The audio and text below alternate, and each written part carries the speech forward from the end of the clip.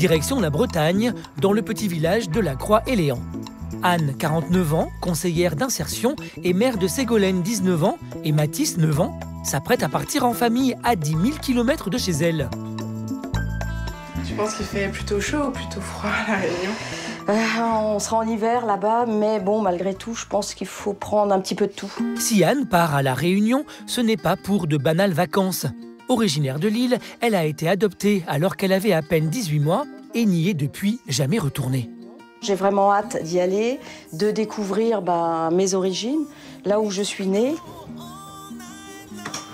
Ok, et voilà, une valise de prête. Ce voyage, Jeanne, la mère adoptive de Anne, le comprend très bien. Très proches l'une de l'autre, l'adoption n'a jamais été un sujet tabou dans la famille. Alors celle-là, tu te rappelles de cette photo-là? Donc la première photo de la pouponnière. Oui. La seule et l'unique de la pouponnière. La première... Donc qui a permis la sélection, en fin de compte. Oui. Nous sommes allés, on avait rendez-vous à Orly. Donc elle était déjà arrivée. Quand nous sommes arrivés, il y avait un monsieur et deux dames. Ils nous ont seulement dit, voilà votre fille. C'est émouvant, hein? C'est très émouvant. Tout le monde m'attendait, j'étais un petit peu la petite poupée noire. Oui. De la commune, hein. C'était à l'époque, oui. De personnes de couleur à l'époque, en 70. Là, c'était avec papa, et puis avec ta marraine. Ici, je suis avec tous les trois. C'est mal. Anne a eu une enfance heureuse aux côtés de ses parents adoptifs. Mais il y a 8 mois, en regardant un reportage à la télévision, elle a appris une nouvelle qui a bouleversé sa vie. Là, j'ai eu un déclic et j'ai compris que je faisais partie de l'histoire des enfants de la Creuse. Entre les années 60 et 80, des milliers d'enfants réunionnais ont été envoyés en métropole dans le but de repeupler les campagnes. Ils ont été arrachés à leurs parents.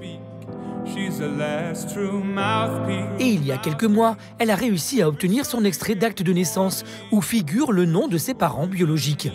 Mais Anne, ayant appris qu'ils étaient décédés, s'est depuis mise en tête que peut-être elle avait de la famille et pourquoi pas des frères et sœurs.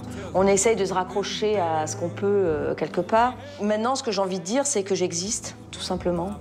Pour trouver de la famille et une éventuelle fratrie, Anne passe dorénavant tous ses week-ends sur Internet avec l'aide de son mari Claude. On s'aperçoit que le nom de ta mère n'existe plus au niveau de la Réunion, donc ça va être assez compliqué. Donc on n'a qu'une seule piste, c'est-à-dire le nom de ton père.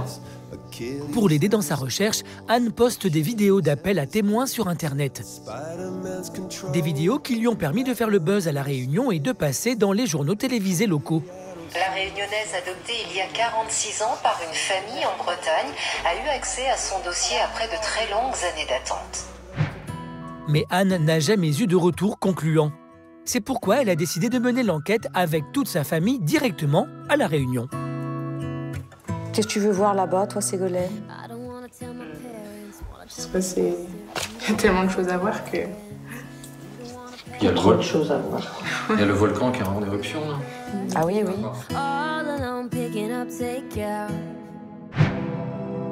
Pour savoir si elle a de la famille et des frères et sœurs, Anne espère pouvoir consulter sur place son dossier d'adoption.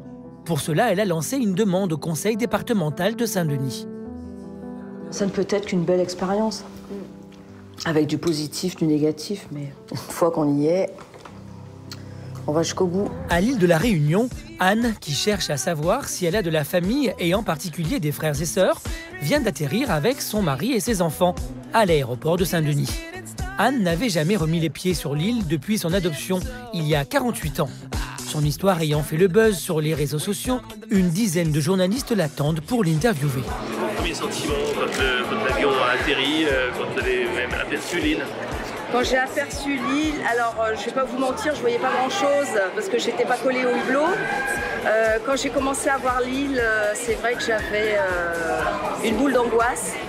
Mais bon, heureusement que j'ai mes enfants avec moi, donc hop, on y va. Et puis là, je pouvais plus faire marche arrière, donc... Débarquée, Anne a encore du mal à réaliser ce qui lui arrive.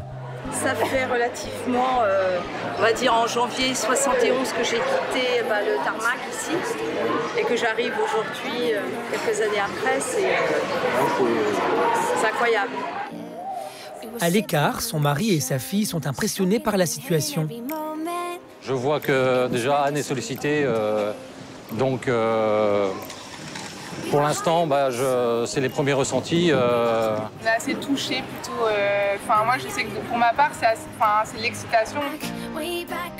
Avant de se rendre au conseil départemental de Saint-Denis, où Anne tentera de consulter son dossier d'adoption pour savoir si elle a des frères et sœurs, la petite famille part à la découverte de l'île.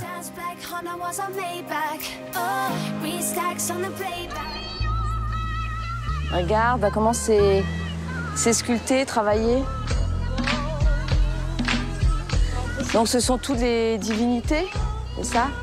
Ils découvrent, émerveillés, cette culture qu'ils ne connaissent pas. Je ne connais absolument pas, donc je suis incapable de dire qui est qui. Quel est le rôle de chacune. C'est beau, hein? Ils sont bien dodus, hein? Cheese. C'est beau. Son rendez-vous au conseil départemental a été accepté et elle va pouvoir consulter son dossier d'adoption. Mais auparavant, elle retrouve Jean-Philippe, une personne qui aide les enfants réunionnais déracinés. Il l'emmène à l'orphelinat, là où elle a vécu lorsqu'elle était bébé, avant son adoption. Alors c'est ça l'entrée? Et normalement, tu étais au-dessus. Malheureusement pour Anne, le foyer d'accueil a fermé il y a 10 ans. Il n'y a donc personne pour répondre à ces questions.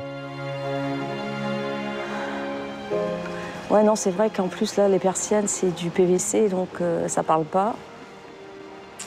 Bon, de savoir, à la limite, que j'ai peut-être été pouponnée là-haut, bon, c'est bien, mais j'aurais voulu rencontrer une personne qui m'aurait confirmé que oui, elle s'était bel et bien occupée. Elle a toujours besoin de trouver quelqu'un qui ne s'est pas forcément occupé de vous, mais un petit peu, donc ça reste un peu flou. Mais dans quelques heures, Anne a rendez-vous au conseil départemental pour consulter son dossier d'adoption.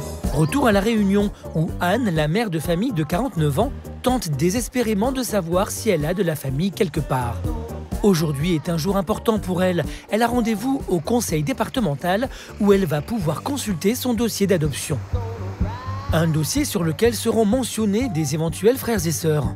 Épaulée par sa famille et de Jean-Philippe, la personne qui aide les enfants réunionnais déracinés, Anne rencontre pour la première fois un des directeurs du conseil départemental. Dans quelques minutes, elle va connaître son histoire familiale. Bonjour. Merci. Là. Bonjour. D'accord. Oui, on a communiqué ensemble, d'accord.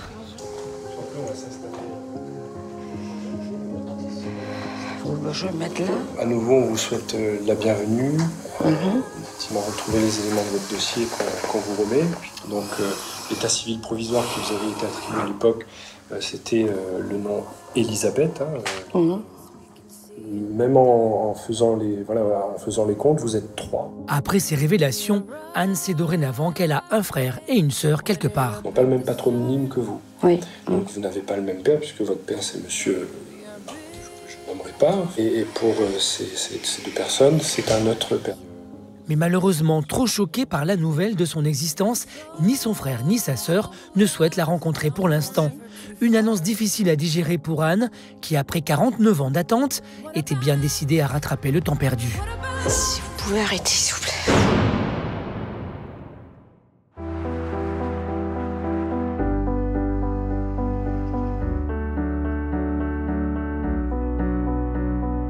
Quelques jours plus tard, Anne s'est remise de ses émotions.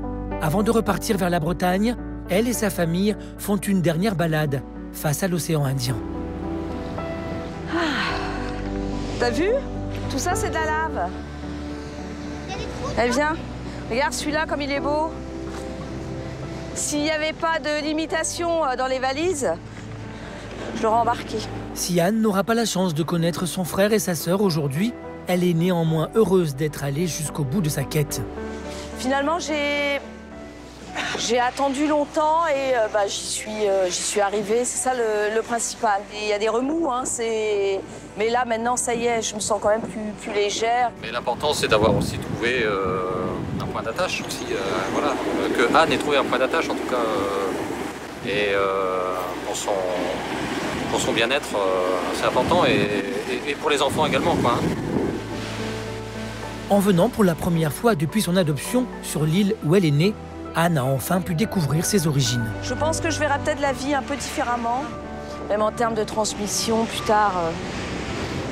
Je vais passer le flambeau à Ségolène et à Mathis. C'est vrai que je marcherai sur les pas de ma mère, donc c'est vrai que... C'est vrai, tu suivrais mes traces? Bah oui, bien sûr. C'est ça le plus important. Dans quelques jours, Anne et sa famille repartiront en Bretagne avec des souvenirs dont ils se rappelleront longtemps. Retour à Paris, à l'hôpital Necker. Il y a 3 jours, Vanessa a fait don d'un de ses reins à son frère Gaël, qui souffrait d'insuffisance rénale depuis 7 ans. Si l'opération s'est bien passée, les douleurs post-opératoires restent difficiles. En fait, même les cicatrices, c'est pas elles qui sont tellement douloureuses, c'est vraiment en dessous. C'est juste horrible. C'est horrible. Ouais, si c'était à refaire en connaissance de cause, je le referais, mais alors... je serais peut-être moins motivée, on va dire. Malgré ses douleurs, Vanessa a eu la permission, pour la première fois depuis l'opération, d'aller voir son frère. Tu dors? C'est moi.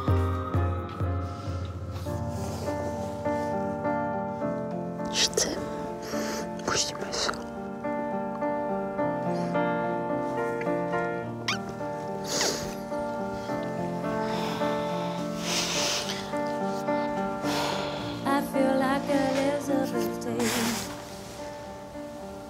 Ça fonctionne bien. Ça marche de ouf. Rien de compète, je t'avais dit. Depuis la transplantation rénale, les analyses de Gaël sont bonnes. Grâce au rein de sa sœur, il va maintenant pouvoir espérer vivre une vie quasi normale. Ça va tout changer. Ça va me redonner l'énergie que j'avais plus.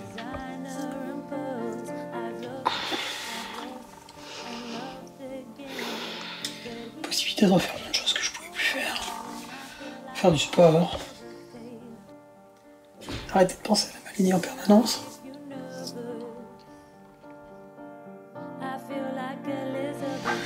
Ça va me donner 20 ans. Dans 2 jours, Vanessa pourra rentrer chez elle. Quant à Gaël, lui, il devra patienter encore 10 jours, le temps de s'assurer que la greffe a bien fonctionné et qu'il ne fait pas de rejet ou d'infection.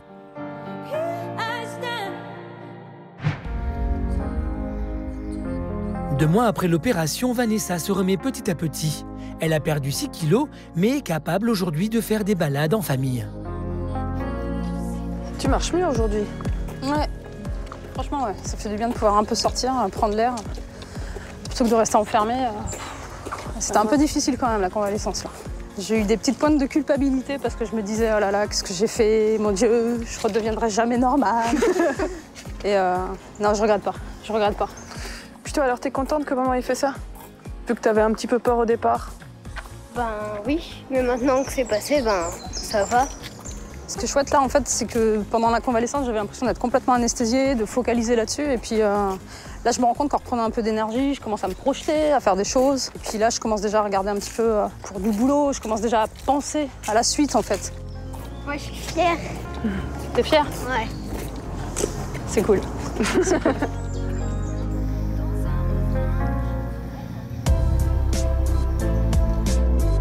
De son côté aussi, Gaël va beaucoup mieux.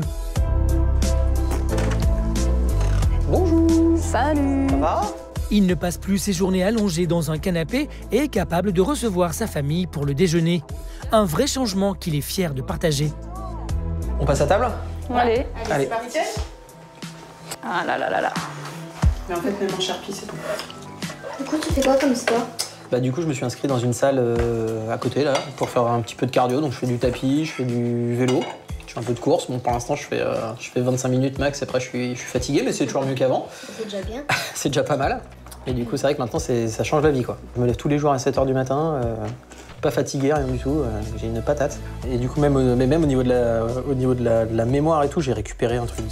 On s'en rend pas compte, en fait. J'oubliais tout avant. Et t'as donné un rein au cerveau? Bah, je sais pas. Je me pose la question, parce que c'est vrai qu'avant, j'oubliais vraiment tout. C'est-à-dire que tu me disais un truc, 3 minutes après, c'était perdu. C'était perdu, je sais pas où, mais c'était perdu.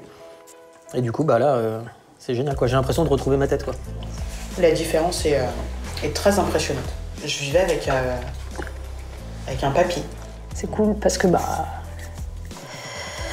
pour moi ça change pas grand chose et puis pour toi ça change tellement de choses. Ça recharge revanche. Si t'as besoin d'un poumon, un morceau de foie, t'hésites pas, tu me demandes. J'aimerais bien que non. Et pourtant, en donnant son rein à son frère, Vanessa a perdu le droit de pratiquer sa passion, à savoir d'être pompier volontaire. Une vraie souffrance pour elle, dont son frère se sent responsable. Et du coup, les pompiers, ça donne quoi? J'ai une surprise. Oh là là! Sachant que Gaël se sent coupable, Vanessa et sa fille Sarah ont préparé une étonnante surprise.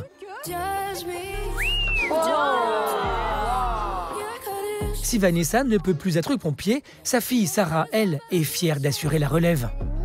La digne fille de sa maman. Ouais. Ouais. Elle participera bientôt à une formation de jeunes sapeurs-pompiers où elle apprendra les gestes qui sauvent. Je suis fière, c'est cool. Puis voilà, je me dis que même si je peux pas rester dans les pompiers, quelque part, ça s'éteint pas. Voilà. Ça continue par extension. Ouais.